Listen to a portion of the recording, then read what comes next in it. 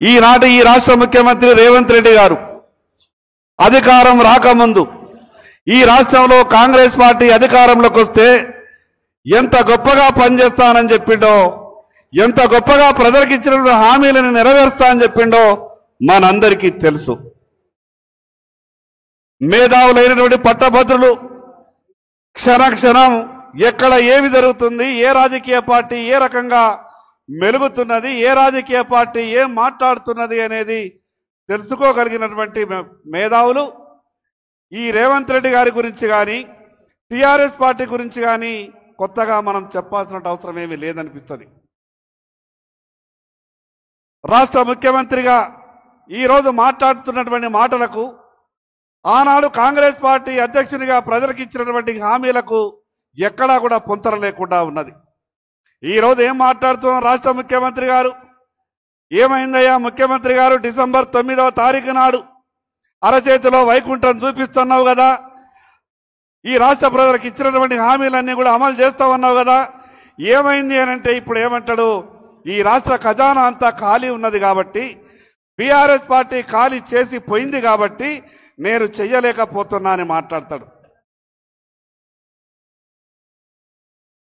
మన అభ్యర్థి పెద్దలు గుజ్జల ప్రేమేందర్ రెడ్డి గారిని వేదిక మీదకి రావాల్సిందిగా విజ్ఞప్తి చేస్తా ఉన్నాం. ఒక్కసారి గట్టిగా చప్పట్లతో స్వాగతం పలకాల్సిందిగా విజ్ఞప్తి చేస్తా ఉన్నాం.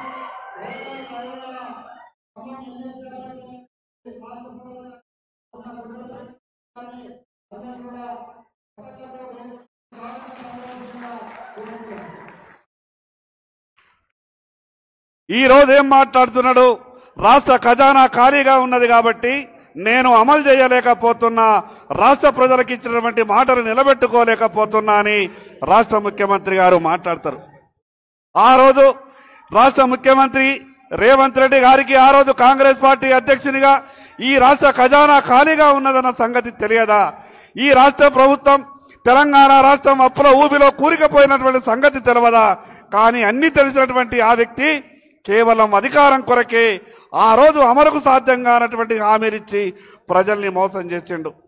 మరోపక్క బీఆర్ఎస్ పార్టీ ఈ రాష్ట్రాన్ని 10 సంవత్సరాలు పరిపాలించి ఏ రకంగా ఈ రాష్ట్రాన్ని అప్పుల ఊబిలో కూరుకుపోయేలా, ఈ రాష్ట్ర ప్రజలకు అన్యాయం చేసేలా ఏ రకంగా వ్యవహారం చేసిందో బీఆర్ఎస్ పార్టీ మనందరికీ తెలుసు.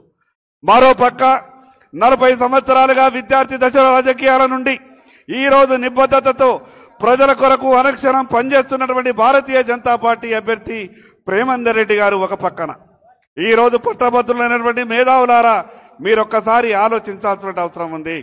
ఈ 6 నెలల కాంగ్రెస్ పార్టీ పరిపాలన మీద ఒక తీర్పు ఇచ్చేటటువంటి అవకాశం వచ్చింది కాబట్టి సరి అయినటువంటి తీర్పు ఇవ్వాల్సిన అవసరం ఉంది. కాంగ్రెస్ పార్టీ అభ్యర్థి మాట్లాడతాడు, ప్రశ్నించే గొంతుకకు అవకాశం ఇవ్వండి అని. ఈరోజు కాంగ్రెస్ పార్టీ అభ్యర్థిని సూటిగా అడగదలుచుకున్నాం. నువ్వు ఎక్కడ ప్రశ్నిస్తావు, ఎవరిని ప్రశ్నిస్తావు? అధికార పార్టీ కొమ్ము కాస్తున్నటువంటి నువ్వు ఏ రకంగా నువ్వు ప్రశ్నిస్తావో ప్రజలకు జవాబు చెప్పాల్సిన అవసరం ఉంది. మరోపక్క బీఆర్ఎస్ పార్టీ అభ్యర్థి గురించి పెద్దగా చర్చించాల్సిన అవసరం లేదు. ఈరోజు మనమంతా కూడా పట్టభద్రులకు చాలా వాస్తవాలు తెలుసు.